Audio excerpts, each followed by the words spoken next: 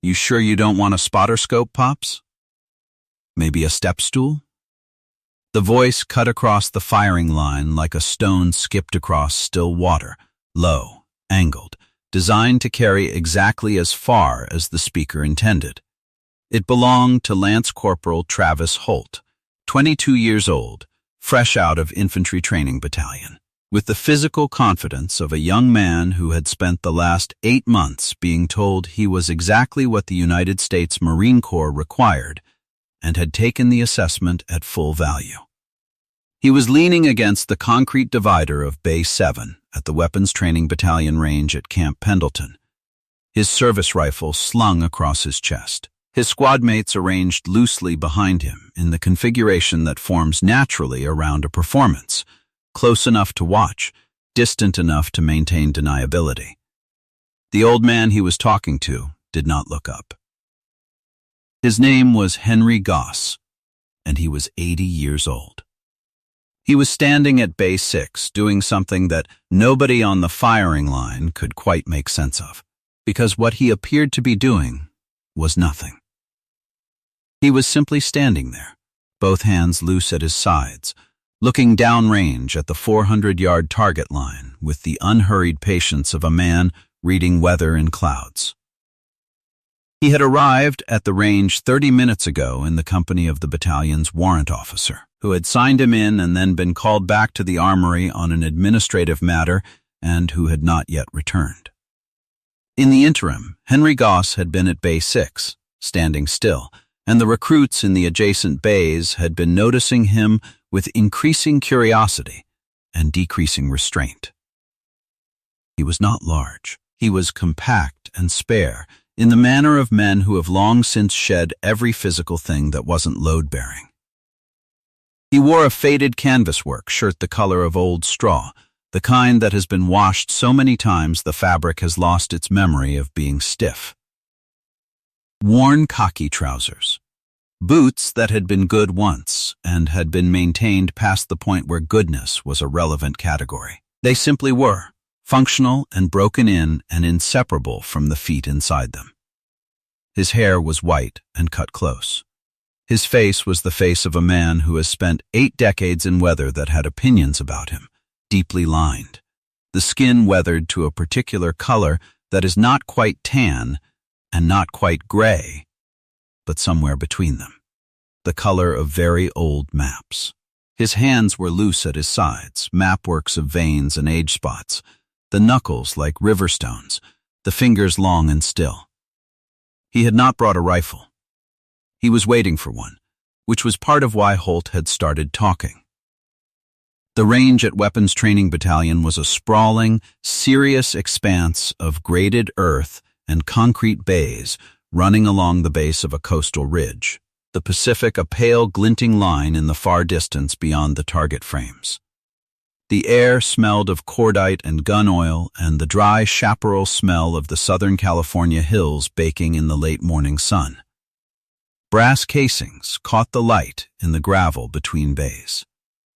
Downrange, the silhouette targets at 200, 300, and 400 yards shimmered slightly in the rising heat, distorted at the edges into wavering specters that seemed to drift and shift even when the wind was still.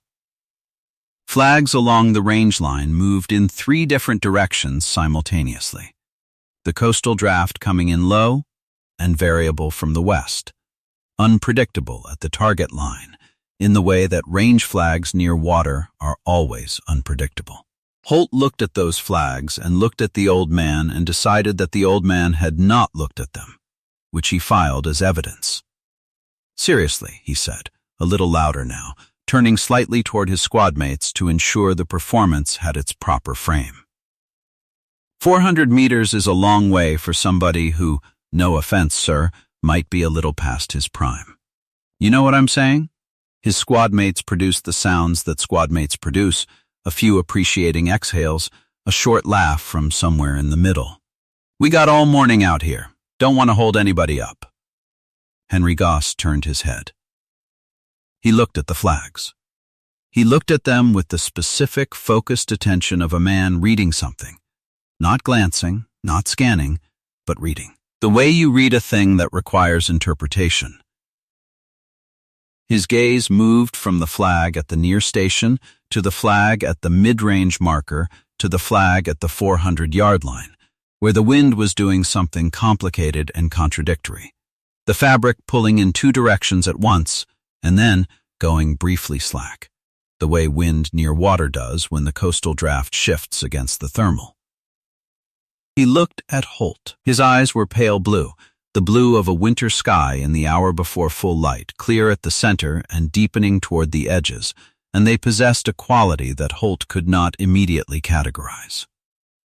They were not the soft eyes of a very old man. They were not sharp, with anger. They were simply present, and the presence in them was of a kind that operated at a depth that Holt's 22 years had not yet developed the instrument to measure. "Wind's not one wind," Henry said.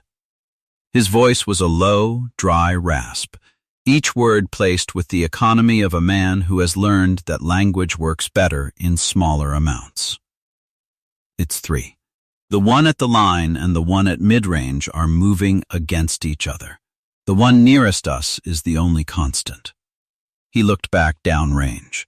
"Whatever your barrel correction is out here, it's wrong today." Holt stared at him. Then he looked at his squadmates with the expression of a man confirming a shared observation, and the shared observation was, the old man is going to be something today, and they were all going to get to watch. The armorer arrived from the equipment cage at the near end of the range with a rifle wrapped in a clean cloth. A bolt-action Remington 700 in .308 Winchester, the standard precision training platform, equipped with a 10-power fixed scope, the action smooth with use.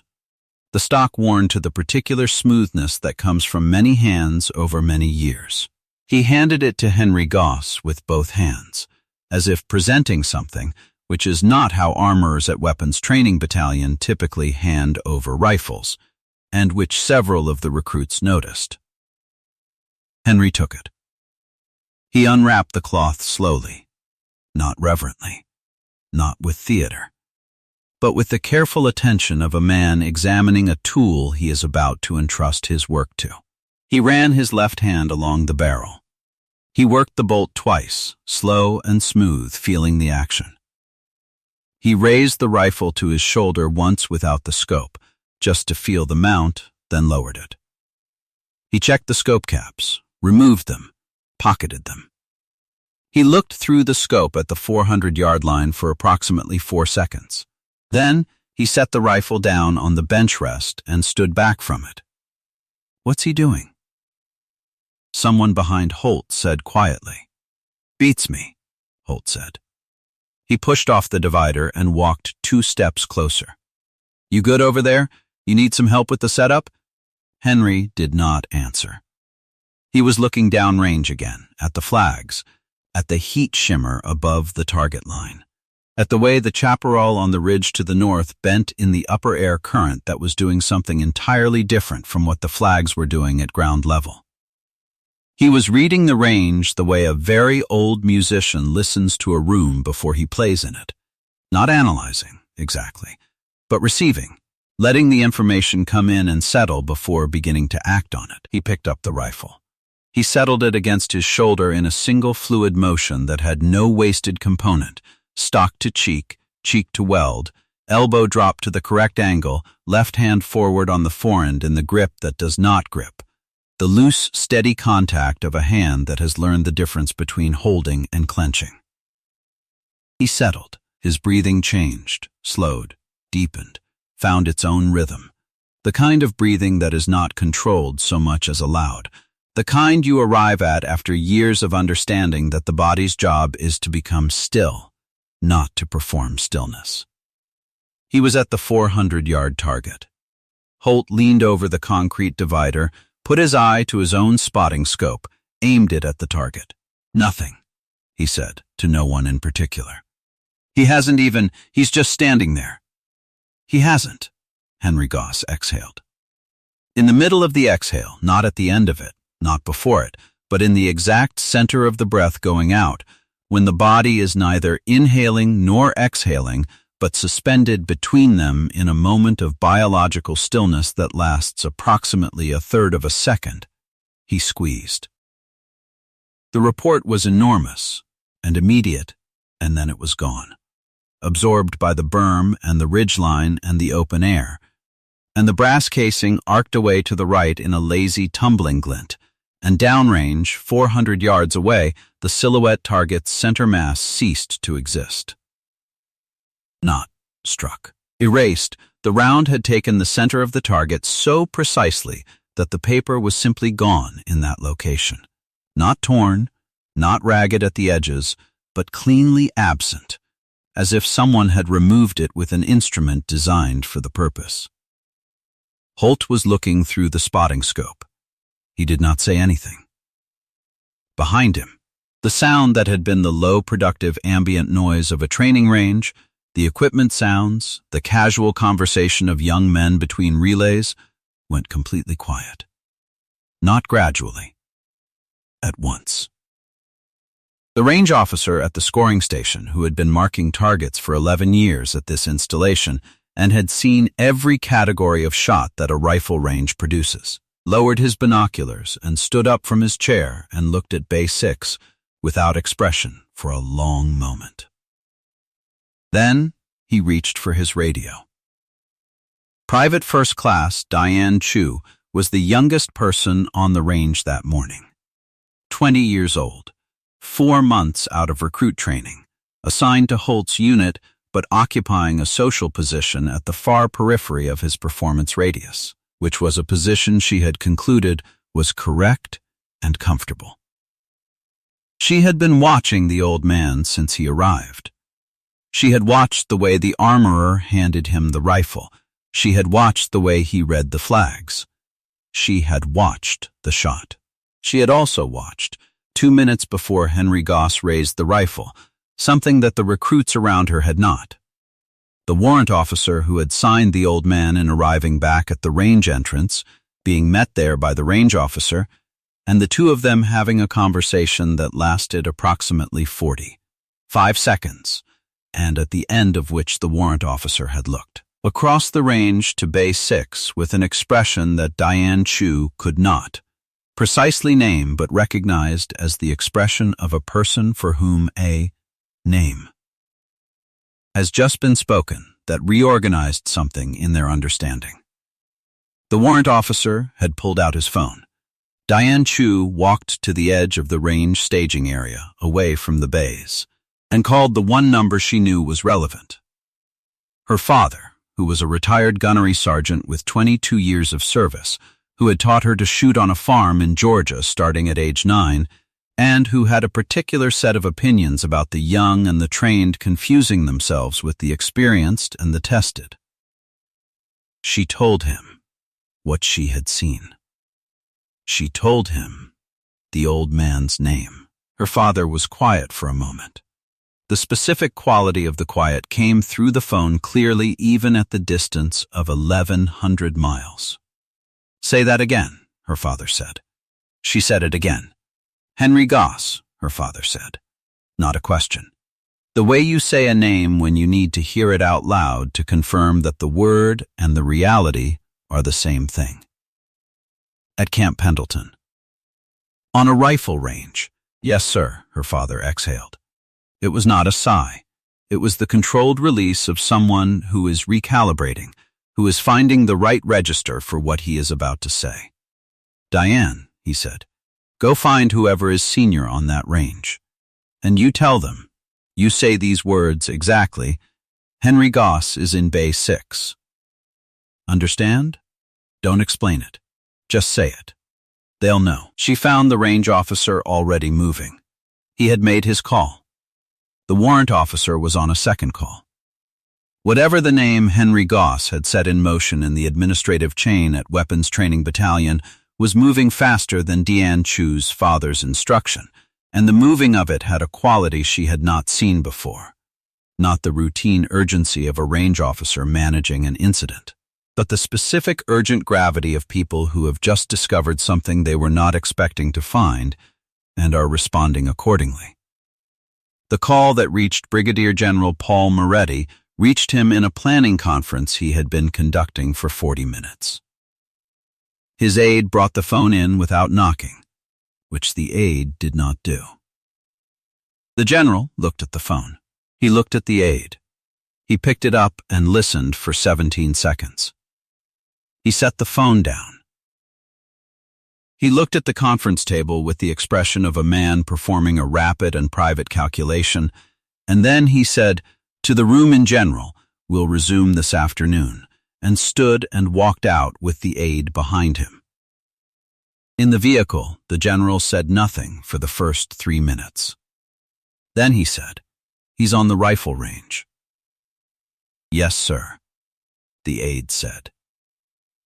Base 6. The general looked out the window at the passing California scrubland. "I saw Henry Goss shoot once," he said.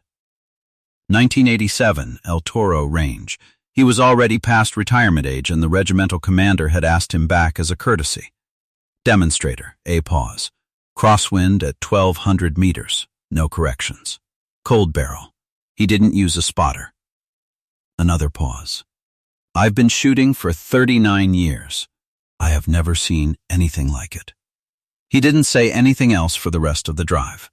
At Base 6, Travis Holt was still looking through the spotting scope at a 400-yard target with a precise round hole where its center used to be. He had been looking at it for 4 minutes. He had not yet figured out what to say. Henry Goss had lowered the rifle. He was standing at the bench rest in the same easy, unhurried posture he had occupied before the shot, loose at the shoulders, his hands steady at his sides, looking downrange with the focused patience of a man who has just confirmed what he already knew and is now simply waiting for whatever comes next. That was Holt started. He stopped. He tried again. "How did you—" He stopped again. He took his eye off the spotting scope and looked directly at the old man in the faded canvas shirt. "The wind was wrong," he said. "At mid-range. I had a full-value wind at 12 miles an hour and it was pushing left." "You didn't adjust for it." "I adjusted before," Henry said. "Before what?" "Before I picked up the rifle." He looked at Holt with those pale blue eyes. "By the time you pick up the rifle, the adjustment should already be done. The rifle doesn't know the wind. You know the wind. The rifle just has to go where you tell it." Holt stared at him. He opened his mouth. He closed it. He looked at his squad mates, who had developed the particular expression of young men who have just had a reference point they relied on quietly removed from the landscape. The vehicles arrived from 2 directions simultaneously, a command sedan from the main road and a duty vehicle from the range administrative building, pulling up to the range access gate with a coordinated arrival that communicated, without requiring explanation, that someone had organized it. Brigadier General Paul Moretti stepped out of the sedan in full-service uniform, the fruit salad of 39 years of service on his chest, and he walked through the range gate with the unhurried directness of a man who knows precisely where he is going and requires no one to show him. He walked directly to Bay 6. He ignored the recruits. He ignored the range officer. He ignored the warrant officer who had moved to intercept him and whom he redirected with a single hand motion. His eyes had gone to Henry Goss at the moment he came through the gate and had not left him since. He stopped in front of Henry. He looked at the old man in the faded canvas shirt with the rifle on the bench beside him. He looked at the hands. He looked at the face. He looked downrange, once, at the 400-yard target with the precise absence at its center. Then Brigadier General Paul Moretti, United States Marine Corps, came to full attention and rendered a salute of such precise and absolute completeness, hand rigid at the brow, elbow locked parallel, spine vertical, the posture of a man rendering not a gesture but a declaration, that Travis Holt, standing 6 feet away, understood in the instant he saw it that he had fundamentally misread every element of the situation from the moment the old man had walked onto the range. Henry Goss returned it. The general lowered first. He did not look at the recruits. He looked at Henry. "Master Gunnery Sergeant," he said. "It's an honor, Paul," Henry said simply, with the familiarity of a man who had known this general when he was a second lieutenant who couldn't read coastal wind, which was accurate. The general turned.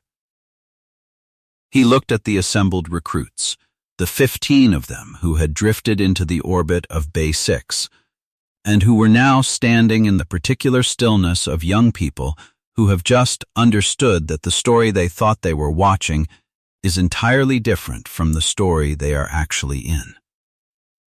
"I'm going to tell you who this man is," the general said. "Because you need to know. He produced nothing from his pocket. He did not need a card or a printout. He had carried the essential facts of Henry Goss's service history in his memory for 32 years, since the day at El Toro Range when he had watched a man shoot into a 12-mile-an-hour crosswind at 1,200 meters without a spotter and put 3 rounds into a space the size of a playing card, and had afterwards sought out his commanding officer to ask who he had just seen, and had been told the name and then told the history, and had stored both with the care he gave to things he understood he would carry forever. "Henry Goss," the general said. "Master Gunnery Sergeant, United States Marine Corps, retired, enlisted 1962. Selected for Scout Sniper Training, class of 1963. First combat deployment, Republic of Vietnam, 1965, second, 1967, third, 1969, fourth, 1970, advisory role, Cambodia, 1971, fifth combat deployment, Beirut, Lebanon, 1983. He paused. 7 confirmed deployments, each one in a designated hostile fire zone. In between them, 21 years of training the next generation of scout snipers at this installation, among others, which means that a significant percentage of the senior enlisted sniper instructors active in the Marine Corps today learned what they know from this man, or from men who learned it from him. The range had gone completely still around the sound of the general's voice. His confirmed long-range record, the general continued, made in 1969 in Quang Tri Province, stands in the Marine Corps Scout Sniper record books to this day, made with a Winchester Model 70. Wind at the target line was 11 miles per hour variable. The shot saved a platoon of Marines who were trapped in an ambush with no viable exit route. He looked at the 400-yard target. The distance was not 400 yards. Nobody asked what distance it was. The general let the silence do the work. His awards include the Bronze Star with Valor, a second Bronze Star with Valor, the Silver Star for the 1969 action I just described, the Purple Heart, sustained in Beirut in 1983 when a secondary explosion wounded him during a search and recovery operation for which he volunteered after his official role was complete.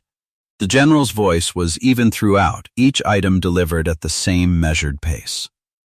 And the Distinguished Service Medal, awarded upon his retirement in 1984 by a commandant who said, in the presentation remarks, that Henry Goss had done more to build the institutional knowledge base of Marine Corps precision marksmanship than any single individual in the previous 30 years. He paused. The commandant was a 4-star general. He said it without qualification. He looked at Travis Holt. Holt was standing with his hands at his sides and his face in a configuration that communicated, without ambiguity, the complete and thoroughgoing revision of his afternoon. The enemy called him something, the general said. He said it quietly.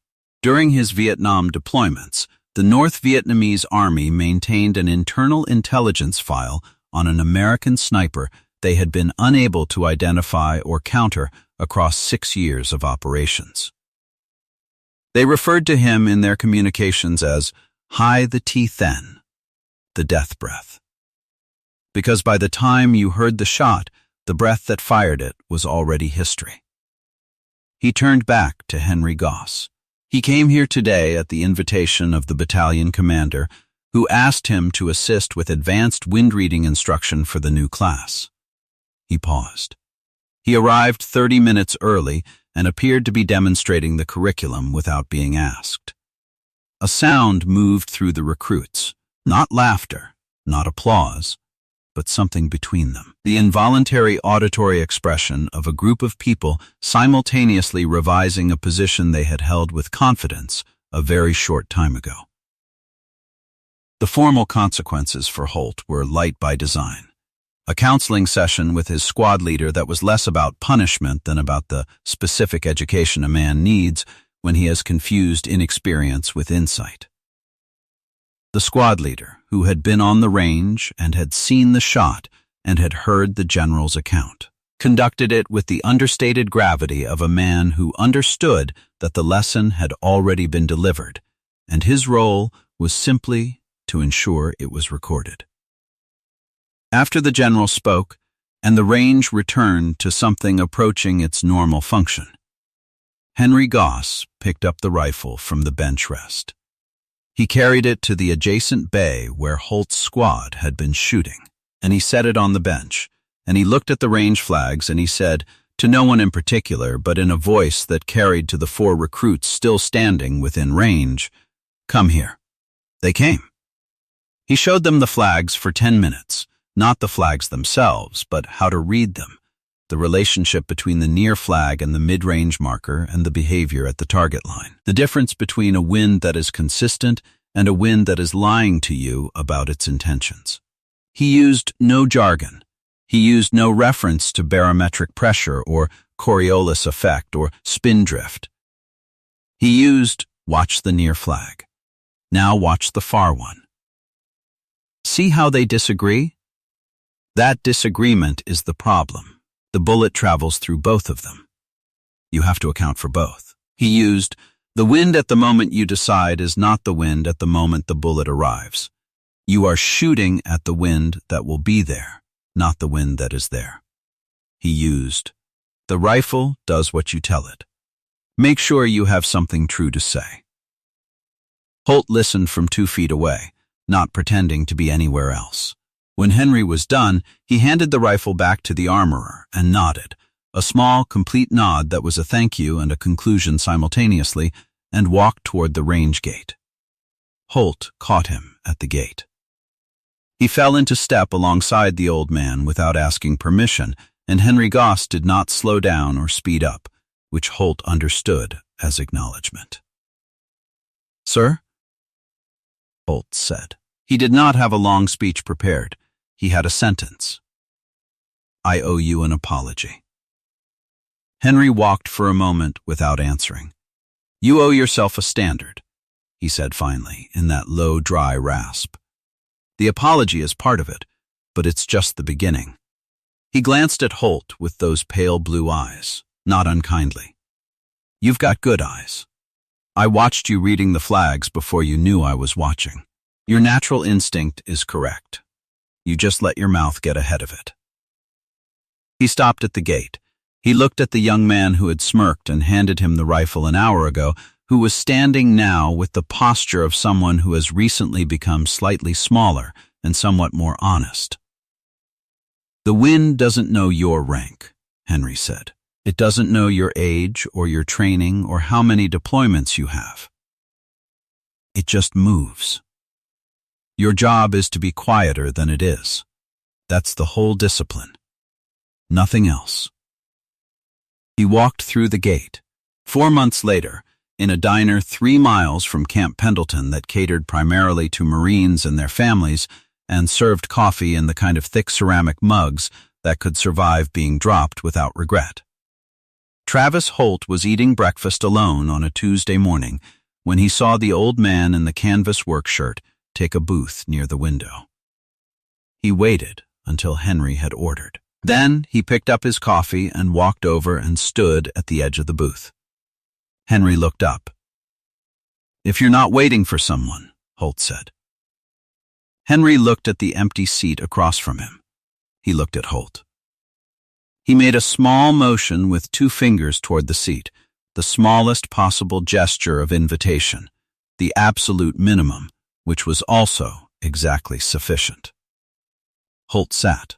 They drank their coffee without talking for a while, watching the Tuesday morning traffic move past the window in the California light.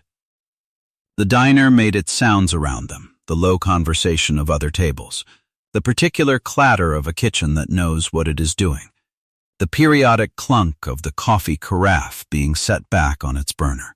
"I've been practicing the flags," Holt said after a while. "The reading. What you showed us." Henry nodded once. "It's harder than it looks," Holt said. "Most true things are," Henry said. They finished their coffee. Henry paid for both without discussion. He stood, put on his jacket, and walked out of the diner at the unhurried pace of a man with no particular urgency about any part of what remained of his morning. Holt sat for a while after he left, turning his empty coffee mug in his hands, listening to the kitchen and the other tables and the traffic outside, thinking about the difference between the wind that is there and the wind that will be there by the time you need to know it. He thought he was starting to understand. There are men like Henry Goss at rifle ranges and hardware stores and Tuesday morning diners across this country. Men who have spent decades becoming so quiet and so still that the world moves around them without reading them correctly.